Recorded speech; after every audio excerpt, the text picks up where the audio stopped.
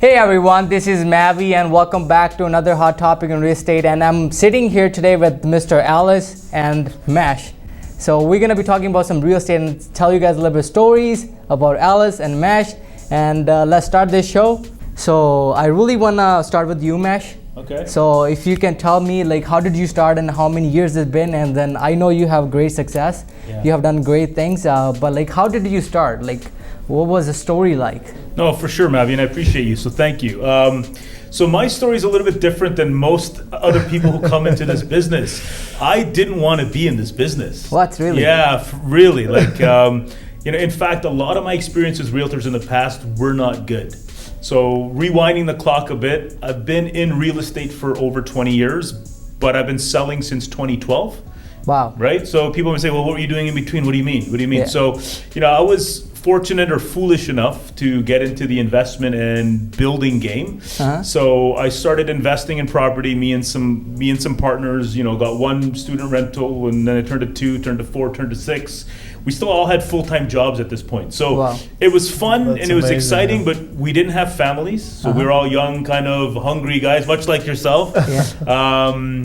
And so it was that, but I don't think we fully understood the power of what this was, right? The power of real estate. The power of real estate, and like you see guys like Scott McGilvery and whatever, they were doing what I was doing, but at a more profound level, right? So Yeah. they took it further. So, and then for me, I got to a point where I'm like, I was in finance. My background was in finance, and kind of, I got out of that space and got into mortgages, and then one day I woke up at the stupid idea that I was going to start building houses. Zero house building experience whatsoever. Wow. Not even That's amazing, right? Like, Yeah, right? yeah. Like zero. I woke up and I said, I could do this, right? Got some books, started reading.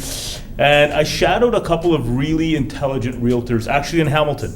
Wow. I started off in Hamilton and kind of watched what they were doing, and I was like starstruck. It was like, going to the Super Bowl or whatever, just watching these guys at this level, and they weren't that much older than us, like at that time. That's crazy. And, they weren't that much older, and I just said, man, if these guys can do it, very similar, like why can't I do it? Yeah.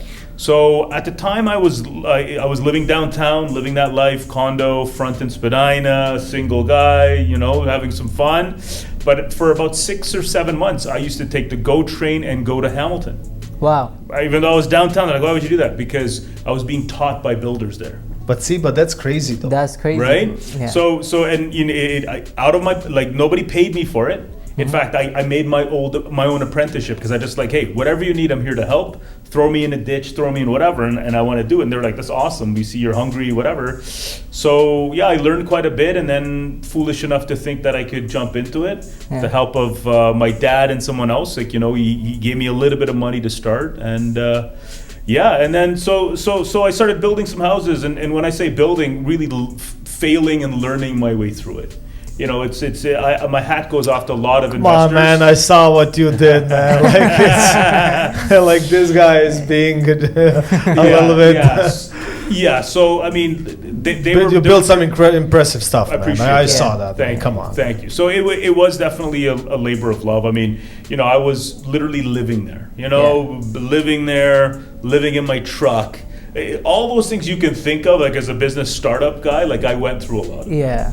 And then like kind of moving through the story, like a lot of people, you meet some of the right people, and unfortunately you meet some of the wrong people, and you get a bit of advice from both of them, okay? Yeah, right. And what I realized early is, no one person can do it all. So I think it comes back to that life lesson of like surrounding yourself with the right people, and knowing that there's a time for everything. Sometimes we want to cut corners and do things quickly, or we want to run. But sometimes, there's a reason why people get to where they are is because they're willing to walk, then jog, then run.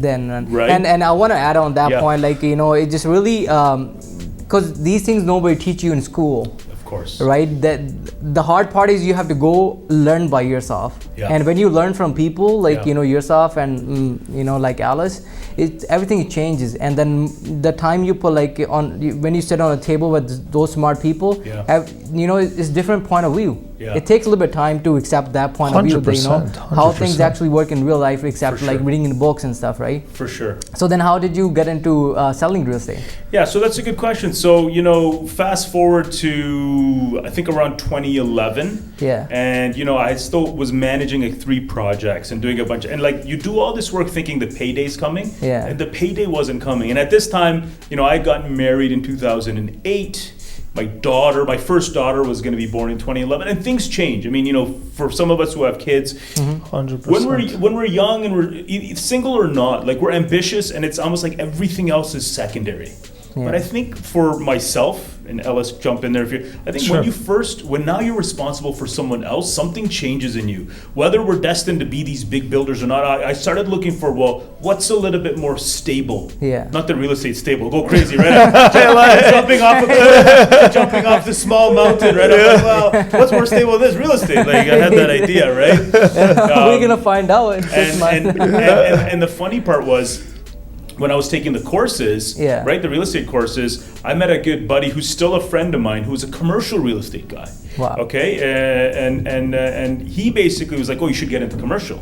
So I started downtown on Bay Street for a company called Cressa and Cressa Partners, and I started working with them in commercial. Yeah. I just found it a different place for me because I've been in res like up until this point, building, investing, and also growing up, like, you know, very handy in the house. My dad's an engineer by trade. We used to, all the renos we did at home. So it's in the blood, you know, it's in the blood. My grandfather's a carpenter. So for me growing up, like I'm always around building and that kind of stuff excited me, right? Yeah. So, you know, commercial for me, and bless the commercial guys, I'm not saying anything bad. It's a different engine. Yeah. It's a different engine, and it's a different speed, and I still like, you know, res. I still like res. I still like res. And so I kind of pivoted to say, okay, let me try this out. But truthfully, like even the first couple of years, I still didn't consider myself a realtor. It was weird. I was like, I'm doing this to pay the bills. But I still didn't have I guess the best way to say it, I didn't have a great appreciation or respect for the industry at that time, right? I liked commercial realtors and I liked these really big guys, but a lot of people I was meeting, I felt like, and this was my own problem, no one else's, I just felt like they weren't working hard enough, or they weren't taking the profession seriously enough, or almost, I don't want to use the term part-timers, it was just different. Just put it that way. Yeah. And so I couldn't really relate with a lot of them until I actually, and then I bounced around different shops, met some interesting people, and then I landed at the brokerage I was at prior to where I am now, and I met some amazing people. Yeah. And that's kind of the transition point where I was like, whoa, like, you know, forget about background. I mean, you said it best. Education, it doesn't mean formal education. You don't need a PhD or you have to be an engineer or a marketing expert. I think education comes from, you know, real life. Real life, and the people you're around. And the one thing that it's taught me, it's like, you know, some of the most motivated people are the people that have the least amount of book education, but the most amount of life education. And those are the people that I actually 100%. Are attracted to more. I feel I got more to learn. I'm not taking anything away from the other stuff. I mean, I have a degree and all that stuff, but I just found in life and in experience and some of the stuff I'm doing, like some of the most interesting people have interesting stories. Yeah, right? Exactly. Yeah. And then I really find you know, it's interesting like how we met. And everything works out, like you get to learn about like more people and listen to their stories of like, I'm not the only one. Right? Sure. So it's just like that, right? So but like then you resonate with a lot of people. I was like, okay, this is the process. You have to go through it. Like you went through it, right? Everybody. To become like where you are right now. And then if I see myself at this age and this point of time, I was like, this is I have to go through. Right. So there's no other short ways. Like you can't cut corners, right? There's no shortcuts, and it's funny. Like everybody's life lessons are their life lessons, and it's almost like it's meant for you to learn when you have to learn them. Yes. Not like when you're ready. When you're ready. It could be that you go through like crazy success, but in order for you to get real success, you have to have failure. Yeah. To really appreciate that success. Yeah. And that's been my journey, and that's the journey of other people that I'm around. That's like, okay, great. Like I'm not totally crazy. Right? Like 100%. Crazy is good, but I'm saying like other people around me are either just as crazy, if not crazier than me. So I like that bus, you know? No, No, let's hear it now from Mr. Alice. Like Alice's story, I was like, wow, man, like that changed. Like when he told me about this. Yeah. Okay, Mr. Alice, we want to hear from so you. well, I don't know if it's as exciting as Mesh's story. Like that's incredible. And you know what, you're being modest when you say a couple of these things with your bill. I've seen those houses; they're incredible. I wish I had a house like that now. You know what I mean? Like maybe he can build it for you. So basically, what I'm looking at right now, like success, and then I'm not gonna say failure, but seeing the other side, like I think it's sometimes necessary. So my story is actually interesting. Background: I was a barber. We had family business. All my family is into hairstylists and barbers. I did competitions in hairstylist when I was 17, 18, 19. Kind of like Tom Cruise in Cocktail, right? Yeah, you know what I mean? Like so like it's very cutthroat industry when you get into competition and stuff like that. But fast forward, like I was investing since I was like 20 years old into real estate. No idea what I was doing. I was just buying whatever I could afford. And I was not interested in other things, like, you know what I mean? Like, per se, like, you know what I mean? I don't know. I'm not going to buy a broken Honda Civic. I bought a piece of land up north, even though I never got to it. It was so far. But I made money, you know what I mean? So the whole point of this, like how it changed, like how my life changed is I was cutting this guy's hair, and till this day I respect this guy. I mean, no question about that. And I asked him a question about real estate because I had the same issues. I was using realtors and stuff like that. Like I felt like, okay, they could do more, or they could do less, or they could do things differently and stuff like that. And everybody has their own way, right? And opinion. Like I'm looking from outside in. And it was interesting that asked him a question, and he said, well, you know what, you're just a barber. You would not understand that, right? Wow. So he left. And I said, why wouldn't I understand that? Yeah. What does this have to do because I'm a barber or not a barber? Yeah. So I turned around to my family. I said, I'm going into real estate. So obviously, well, and I know you told me before that, like you were at the peak of your business at that time. Like he was making a lot of money. Listen, I was at a peak. At a peak, like business, like turnkey, like for years and years. Like I was busy from 9 a.m. till 9 p.m. Weekends, all of that, show like 7 days a week, Yeah. So. I got married at the same time and all of that stuff, so I got married as a barber, and by the time my wife arrived, I was a realtor. She's like, what the hell's going on with this guy? So, but anyways, so to cut the story short, one thing, the guy was right. I wouldn't understand. So I got my license as a realtor, real estate agent, and I didn't understand it. Yeah. That was the thing, right? Like just because you have a driver's license doesn't mean you can drive a Formula One. Yeah. You know what I mean? You got it. You're right. So, and that was kind of the pivoting point. I said, okay, so hold on a second. So I can do it, but I need knowledge. Yeah.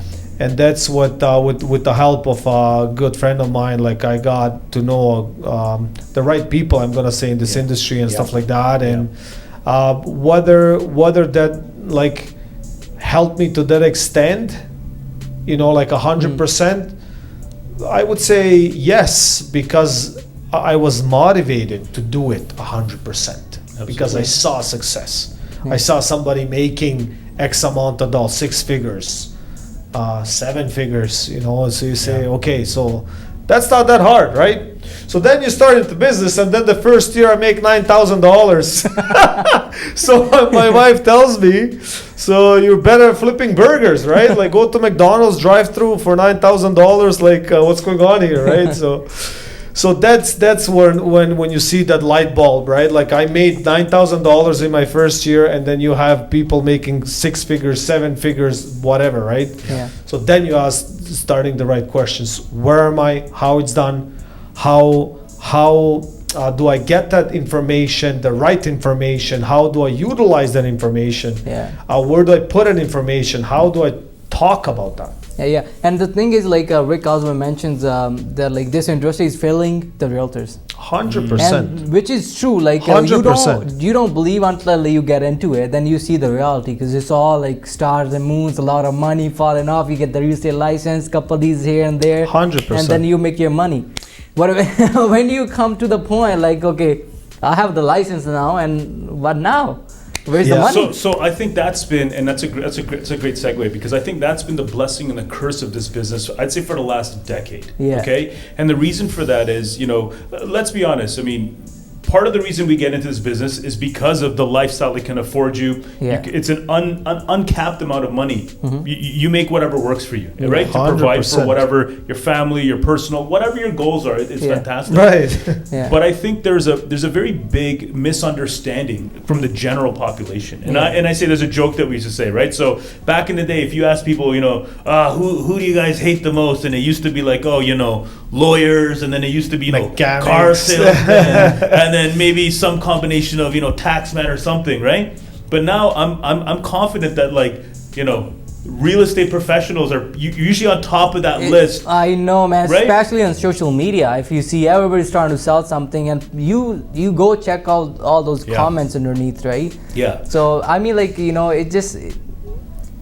we're trying to show something else. The reality is different at the same point, right? But if you are closer to the reality, then you would do some efforts to understand the business, and then do the best you can do to make it 100%, happen, right? Yeah. But when you're far away from the reality, then it's more likely to fail. But I think everybody's selling in this industry, right? Like the brokerages are selling their concept. Yeah.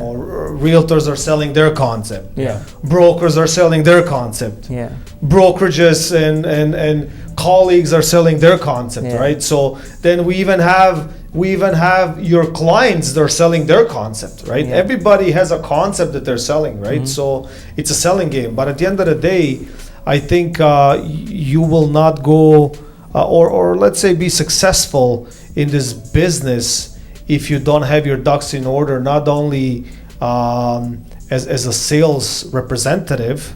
You also need a little bit of finance background and adjustment and tax and all of that stuff, because that's all money, right? And there's one thing I want to add. Like when I started, at that point, I was just only seeing the house market, whatever, just bought houses. But when you get into it, I figured out there's so much more to learn just to understand the market, just to understand one product you're selling. You have to see the economy, interest rates, mortgages, this and that, everything. Then you'll be able to fully understand, then you can advise your client, okay, what to do. So let me ask you. It's also it's also very dynamic, right? That's what people don't understand. It's not just a buy it, set, forget it. Yeah. There, for every one client, there's 5 different ways you can approach them. Yeah. Right. So I think this has been, at least in my opinion, and Ellis, I'd love to hear what you think about this. 100%. It's everybody thinks it's easy. Yeah. Everybody thinks it's easy. And unfortunately, the market being how it is, there is this idea that it is easy, but it really isn't. If you look at the same names that have been around for the last couple of decades, why are they still around? Yeah. I'm going to say it's because they still work the hardest. Yeah. Right? And if you look at our business, it's got a huge number. I think 80. What's the number? 80,000. I think it's more than 90,000 at this point. 80,000, 90, 50,000 just in Ontario alone. But less than 1% does 95% of the business. Yeah. So you think about that for a second. But the thing is, what's interesting, right? I don't have a problem with part timers. Yeah. Somebody doing a job, part time or whatever it is. It's fine. I didn't do it. I quit the job. I basically left my own business turnkey to my family. I said, I don't need it. I'm gone. Yeah. 0. I need 0. It's okay, fine, whatever. What are you doing? So I went full time. Yeah. But the problem is that when you start doing it full time, then you see how strong you are. Yeah. When you start living off of that commission check properly, that's a huge difference to me. Yeah. You know what I mean? Yeah. So you tell me, are you playing table tennis? Let's say table tennis, doesn't matter. Yeah. Okay, fine, we can play, no problem. Yeah. Can you make a living off of that? No. Exactly. That's a huge difference. Yeah. And So some people do actually. Or a DJ. You're a DJ. Great, I'm a DJ. House party, this and that. Can you make a living being a DJ? Yeah, absolutely. Ooh, now, to me, that's the next level altogether. Yeah. It's about any other business. It's not just about real estate. It's just anything 100%. you do, right? When you pursue it, like when you start like making it, you're gonna live off it. Yeah. Right. Then it's just like, okay, what you need to figure out how to make money out of it. Yeah. Right. Yeah, but it's a different input. Yeah. It's a different input when you're actually making a living off of that. Yeah. Okay. And then fueling other things, and or just doing it part-time, half-time, or zero time, or whatever time you want to call it, right? So I know, maybe paraphrasing it, but it's like success leaves clues. Yeah. yes. If you surround yourself with enough successful people, Yeah. whatever that moniker of success is, you can't help but become more successful. Yeah. And right? and one thing I figured out, like people who are successful, and then if you surround yourself and you're willing to learn, they're willing to help. And sometimes people just 100%. understand like, oh, this guy's like big guy, big shot, like he's closed off, but not. But I think if you're a student, if you like, look at it from the point of being student and learn, and everybody's here to help. I think it's. And I'll let you in on a little secret. No matter how big someone may seem, they're always a student. Yeah. Right? Like, I think every one of us at this table, I mean, I'm committed to lifelong learning. I don't ever think that, I've got it. Just when I think we've got it, that's when you're in trouble, right? So there's always something new to learn, always something to move forward, right? And the thing is, things are changing so fast, like in this decade, like, or any last 5 years, like, it's hard to catch up, man. Like, if you close yourself that you are a big shot or you're a big guy, you're gonna stop it right there. Yeah. Right. What would be the two things that you would advise for any other new kid who just started or been into the business for 1 to 2 years? Yeah. It's a great question. I mean, I think one of the things that I know would have been helpful for me when I was in that stage is looking for mentors. And I think what happens is, we're all in this business of me and self. Okay. But what happens when we're me and self, we're not open to all these other opportunities that are around us. Yeah.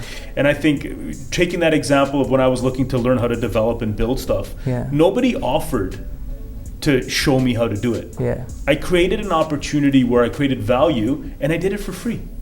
Just like, if I want to learn something in a space, like let's say Ellis is very good in, let's just say, first-time home buyers. Yeah. And I'm clear with it. People have this tendency of like, I don't want to share or split, because it's always about money. But I would encourage people to say, think about it more about learning. Yeah. Shadow. Everybody's time is worth something, right? Yeah. So approach people that you think you can learn from. Yeah. Introduce yourself. Say, here's what's going on. Yeah. And understand that there's abundance. Yeah. So the switching of mindset from scarcity Yeah. to abundance. If you live in abundance, there's more than enough business for everybody. Yeah. 100%. In fact, there's so much business you don't know what to do with it, 100%. right? Yeah. Like I get to a point we say jokingly, it's kind of like I'm not trying to say like whatever. It's like I'm very selective. Yeah. Because now it comes down to, okay, do I want to take this knowing full well that it's a weekend with my kids and they're going to kill me if I don't? So I said, no, I don't take it. I'll give it to someone else. Yeah. So if I see people that are showing ambition and want to learn and just want to do better, I like helping. Right? I like helping. Yeah. So I don't know if that answered, so the first part is like, put yourself in a better room. Yeah. Don't be afraid to ask for help. Yeah. Right? And learn from other people. Yeah. And secondly, I think you also need to question, and this is what realtors don't do enough of.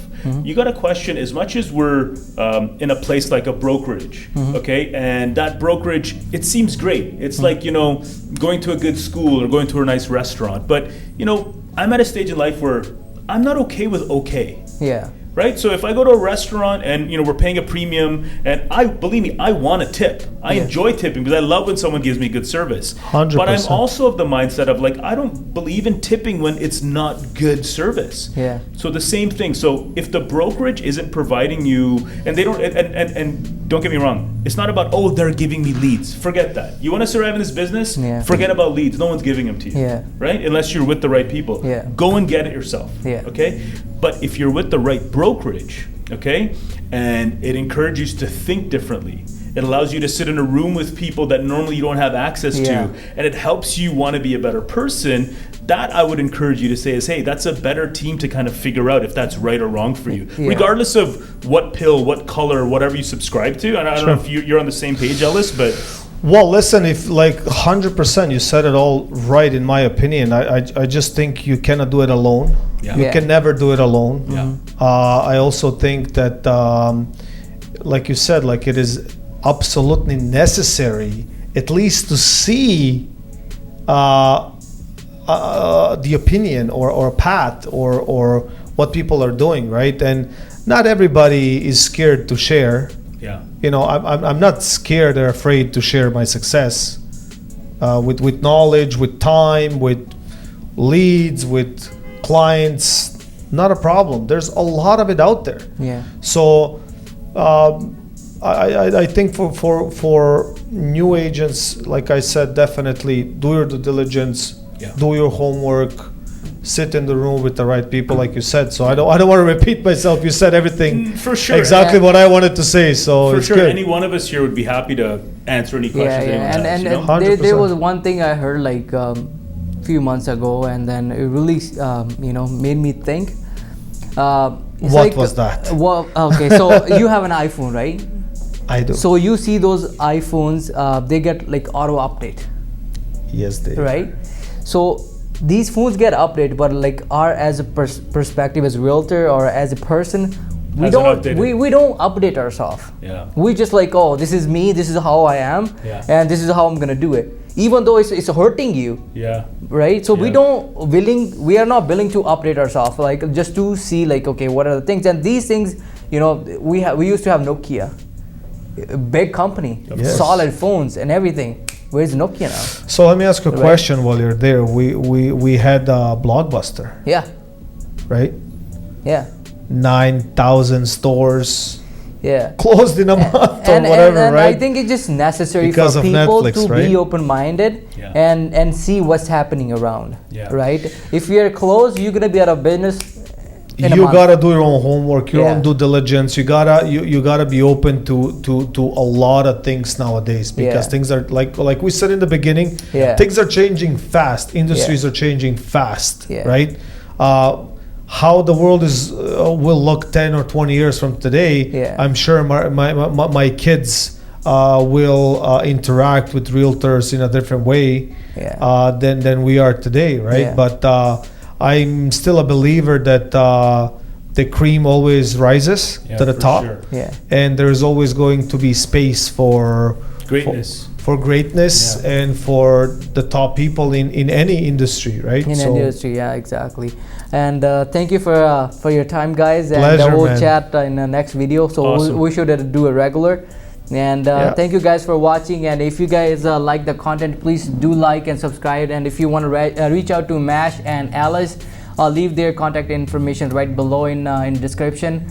And feel free, if you guys have any questions, these are the people you can get enough answers that I have got. And if you guys want to reach out to me, feel free. And thank you so much, guys. And if you want to say, go ahead. No, man, just my pleasure. This has been fun, man. This is yeah, thank you so much for having me. Thank you, guys. Thank you, Mavi. Sure. all right, take care, guys. All right, Bye-bye.